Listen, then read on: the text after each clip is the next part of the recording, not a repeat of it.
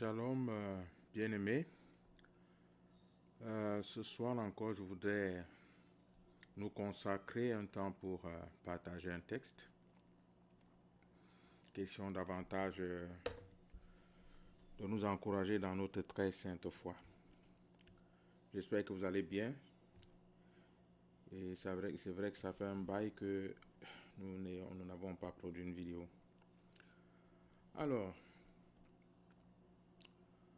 récemment, j'ai eu un séminaire qui était intitulé « Être chrétien dans un monde en décadence ». Et j'aimerais pouvoir partager ce thème avec vous. Et notre texte principal est tiré du livre de Romains, le chapitre 12, et nous allons lire les 2 premiers versets. Je vous exhorte donc, frères, par les compassions de Dieu, à offrir vos corps comme un sacrifice vivant, saint, agréable à Dieu, ce qui sera de votre part un culte raisonnable. Ne vous conformez pas au siècle présent, mais soyez transformés par le renouvellement de l'intelligence, afin que vous discerniez quelle est la volonté de Dieu, ce qui est bon, agréable et parfait. Alors, lorsque nous lisons le premier verset, nous entendons l'apôtre Paul dire « Je vous exhorte donc ». Il y a ici une conjonction de coordination, ce qui nous pousse automatiquement à pouvoir essayer de comprendre ce qui s'est passé avant. Quand il utilise cette conjonction de coordination, donc, c'est dans le but de souligner qu'il y a eu quelque chose qu'il a dit au préalable qui a trait à ce qui est en train de suivre. Alors, quand nous lisons le chapitre précédent, c'est-à-dire le chapitre 11, en lisant les derniers versets, c'est-à-dire à partir du verset 25, nous nous rendons compte que l'apôtre Paul est en train de parler du salut des Juifs en comparaison avec le salut des gentils. Et il présente les gentils comme étant cet olivier sauvage. Et il présente le peuple juif, les Israéliens, comme étant cet olivier naturel. Nous n'allons pas entrer dans cette comparaison, mais nous allons directement comprendre ce qu'il dit dans les 2 versets que nous venons de lire. Il commence par avertir l'Église, n'est-ce pas, qui est supposée être composée beaucoup plus de gentils,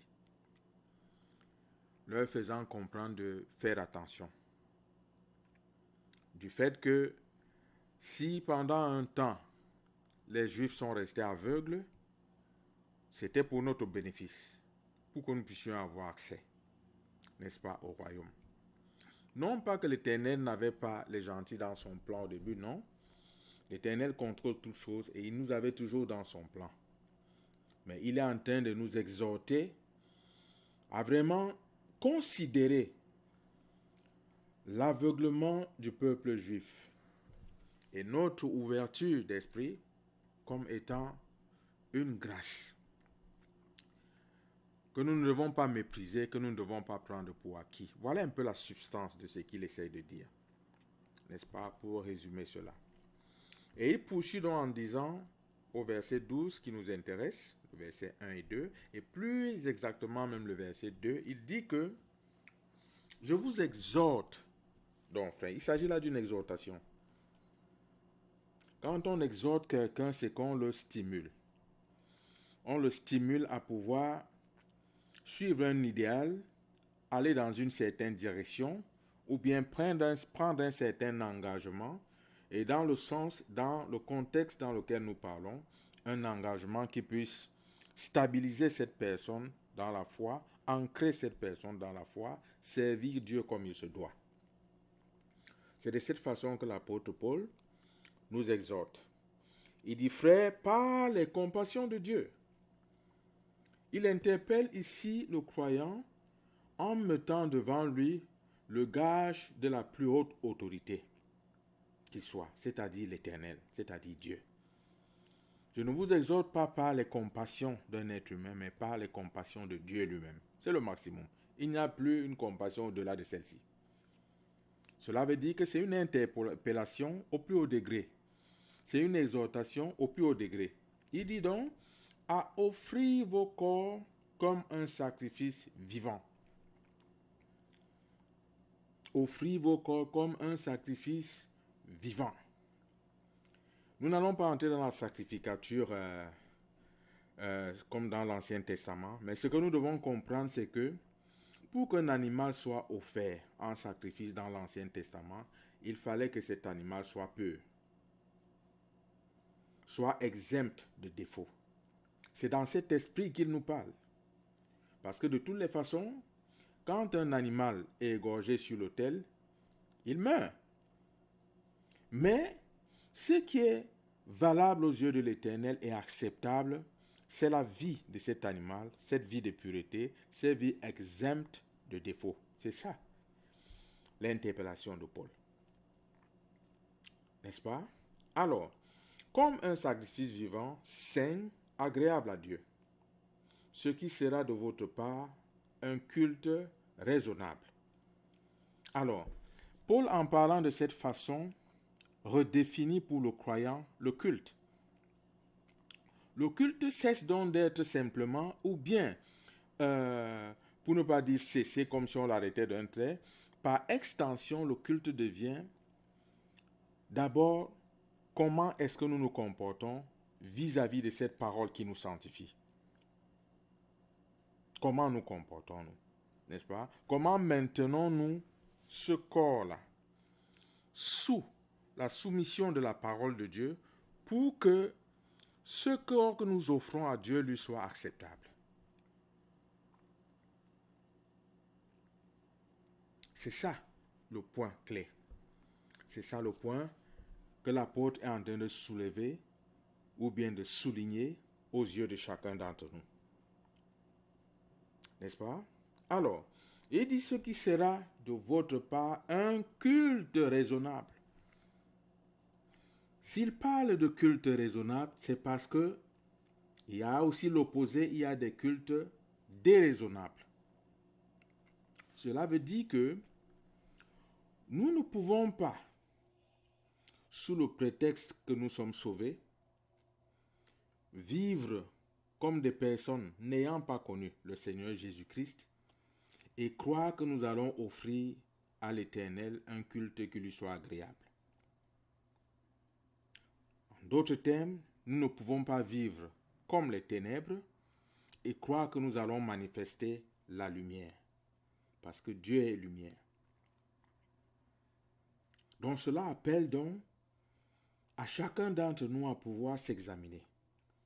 Je crois que cette exhortation du livre de Romains, il ne parle pas seulement de manière générale à l'Église de Rome, mais il parle de façon individuelle à chaque chrétien, au cœur de chaque chrétien.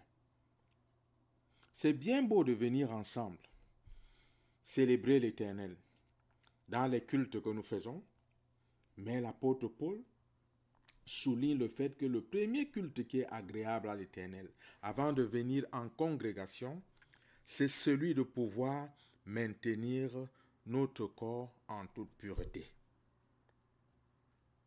Dans tous les épîtres, ou presque tous les épîtres de Paul, il n'a pas lésiné sur ce détail. Oui, nous sommes sauvés, mais nous ne devons pas prendre ce salut pour acquis parce qu'il a coûté au Seigneur Jésus-Christ sa vie. La croix, à l'époque, était un symbole de honte. Avant que Jésus ne le transforme en symbole de victoire, il était un symbole de honte, d'horreur, de rejet. En bref, il était quelque chose d'horrible. Gloire au Seigneur, il a transformé cette croix en quelque chose de victorieux. Mais nous devons voir le prix ce que cela a demandé. C'est en cela que l'apôtre Paul nous interpelle. Il résume ici, là, au chapitre 11, et à ce début du chapitre 12, il résume un peu l'histoire du salut. Et il pointe, il pousse, il oriente notre regard vers le point crucial, vers le point essentiel. Ce salut a coûté à l'Éternel son Fils. Il n'est pas question de blaguer avec lui. Je vais beaucoup plus insister sur le verset 2, qui dit que ne vous conformez pas au siècle présent, mais soyez transformés par le renouvellement de l'intelligence, afin que vous discerniez quelle est la volonté de Dieu, ce qui est bon, agréable et parfait. Je vous parlais du thème de ce séminaire qui venait juste de s'achever, être chrétien dans un monde en déchéance, en déliquescence. Le thème suggère déjà le fait que on ne peut pas être chrétien et vivre en autarcie. Le thème chrétien suggère déjà le sens de communauté. Et c'est très bien de pouvoir comprendre cela. Il suggère le sens de la communauté. Alors, et d'emblée déjà dans ce verset, nous pouvons noter que la plupart des verbes, ou presque tous ces verbes ici, sont conjugués à l'impératif. Ne vous conformez pas, n'est-ce pas? Soyez, n'est-ce pas? Ce sont des verbes à l'impératif. Alors, je vais souligner un détail très important. Peut-être qui quelquefois a échappé au regard de plusieurs. L'apôtre Paul nous fait comprendre ici que il y a un objet qui peut être un voile au discernement. Au discernement de quoi? Premièrement, au discernement de la volonté de Dieu, au discernement de ce qui est bon, au discernement de ce qui est agréable, au discernement de ce qui est parfait. Il y a quelque chose qui peut s'interposer à cela. Et quelle est cette chose? La première des choses qu'il mentionne dans ce verset, c'est le conformisme au monde. Il dit ne vous conformez pas au siècle présent. Quand il dit ne vous conformez pas, c'est que en filigrane, il y a déjà cette suggestion que nous avons la capacité, ou bien Dieu nous a donné la capacité de ne pas nous conformer. En d'autres termes, de pouvoir pas seulement résister, parce que quand on parle de résister, à mon sens, jusqu'à un certain niveau, c'est un peu passif. N'est-ce pas? C'est un peu passif. Je préfère qu'on parle de résister et qu'on le combine, qu'on puisse combiner cela à pouvoir se soumettre à Dieu. Soumettez-vous à Dieu, résistez au diable et il fuira loin de vous. Là, c'est plus dynamique. Donc, lorsqu'on parle de ne pas se conformer, en d'autres termes, on est en train de nous dire de nous soumettre à Dieu, de résister au diable, et alors les effets de ce monde-là ne pourront pas nous atteindre. Nous n'allons pas prendre la forme du monde, comme disait quelqu'un, au siècle présent. Mais soyez transformés. Remarquez ici que il est question du verbe être, c'est un verbe d'état. C'est un verbe d'état. Cela veut dire que il y a quelqu'un qui nous met dans cet état. Pas de force, bien sûr, parce que Dieu ne force point la volonté de qui que ce soit. Il y a quelqu'un qui est capable de pouvoir nous mettre dans un état de transformation. Et cette personne, c'est le Seigneur Jésus, si et seulement si nous lui permettons. Dieu ne forcera la volonté d'aucune personne. Mais si jamais nous permettons qu'il puisse travailler en nous, il est capable de pouvoir nous transformer. Il dit, soyez transformés. Lorsque Jésus parle à ses disciples, et c'était quelques jours avant qu'il ne puisse non seulement être crucifié, mais qu'il ne puisse monter aussi au ciel. Il dit aux disciples, vous êtes purs à cause de la parole ou bien des paroles que je vous ai annoncées. Donc lorsque Jésus parle ainsi, il donne ou bien il révèle le fait que sa parole a des propriétés purificatrices, transformatrices. Vous êtes purs à cause de la parole que je vous ai annoncée, mais pas tous, parce qu'au milieu d'eux, il y avait encore Judas.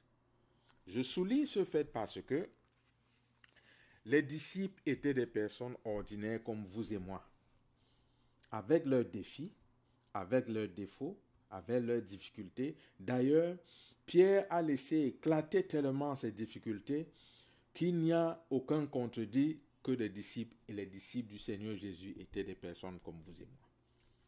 Nous connaissons tous l'histoire de Malchus lorsqu'on est venu attraper Jésus-Christ pour l'amener à être crucifié, lorsqu'on est venu dans le jardin. Pierre a retiré son épée et il a coupé l'oreille de Malchus. Pierre l'a fait non pas parce qu'il était très adroit, parce que de ma mémoire, en lisant les textes de l'Évangile, je sais que Pierre n'était qu'un pêcheur, n'est-ce pas? Il n'est nulle part mentionné que Pierre était un gladiateur qui connaissait bien manier l'épée, pour dire qu'il a été très précis pour couper l'oreille. En fait, Pierre détestait ce gars, il voulait le tuer. Il voulait lui couper la tête. C'était la guerre pour Pierre. Heureusement pour ce jeune homme, c'est son oreille qui a été prise. Je sais que s'il lui avait enlevé la tête, Jésus aurait toujours recollé cette tête. Il avait cette capacité. La preuve, c'est qu'il a pris l'oreille. Le Seigneur Jésus, il a recollé cette oreille à cet endroit. C'est ce que les évangiles nous disent et nous croyons. N'est-ce pas? Donc, Pierre était quelqu'un comme vous et moi. Mais Jésus leur dit que vous êtes purs à cause de cette parole-là que je vous ai annoncée. Donc Jésus reconnaît en sa parole les propriétés transformatrices. Et c'est cette même parole qui nous est adressée. C'est vers cette même parole que l'apôtre Paul attire notre attention lorsqu'il dit « Soyez transformés ». Donc deux choses. Lorsque nous rejetons le monde présent, je vais dire le siècle présent, et lorsque nous permettons que la parole du Seigneur Jésus-Christ atteigne nos vies et transforme nos cœurs, alors ces deux choses nous donnent accès au discernement. Nous serons donc en ce moment capables de pouvoir connaître la volonté de Dieu, de pouvoir connaître ce qui est bon, de pouvoir connaître ce qui est agréable et de pouvoir connaître ce qui est parfait. Mais, si nous omettons ces deux points qui sont mentionnés, détrompons-nous. On ne se moque pas du Seigneur. Si nous croyons donc, comme je le disais au début, que nous pouvons vivre comme les ténèbres et manifester la lumière ou avoir accès à la lumière, nous nous trompons. Nous nous trompons énormément. Le fait de se conformer au siècle présent élève un voile entre nous et la connaissance du Dieu vivant, et la connaissance de sa volonté, et la connaissance de ce qui lui est agréable, à la connaissance de ce qui lui est bon, à la connaissance de ce qui lui est parfait à ses yeux. Nous avons donc pour devoir de prêter attention à cela. Alors, ceci dit, nous voyons que ce verset 2, si nous devons l'examiner profondément comme je le souhaite, il faudra pouvoir faire ce que j'ai appelé l'état des lieux. Quel état des lieux? L'état des lieux du monde, l'état des lieux de l'Église, l'état des lieux des dirigeants de l'Église et l'état des lieux du chrétien ou de la vie du chrétien ou du croyant. Il y a donc, mais plusieurs vivent sous l'oppression et dans la crainte et la peur de ceux-là qui les ont gardés comme esclaves. Ils ne peuvent pas s'épanouir parce qu'ils sont oppressés. Mais vous pouvez partager cela. Ces personnes entendront cette parole et pourront avoir un éveil de courage pour se délier de ces chaînes et pour servir le Dieu vivant. Que le Seigneur vous bénisse richement. Et j'aimerais ici davantage d'en profiter pour vous demander de pouvoir, s'il vous plaît, vous abonner à cette chaîne et pouvoir partager davantage afin que ce message atteigne plusieurs personnes. Je vous le demande humblement, s'il vous plaît. N'est-ce pas? Abonnez-vous et partagez. Et que le nom du Seigneur Jésus-Christ soit glorifié. Shalom.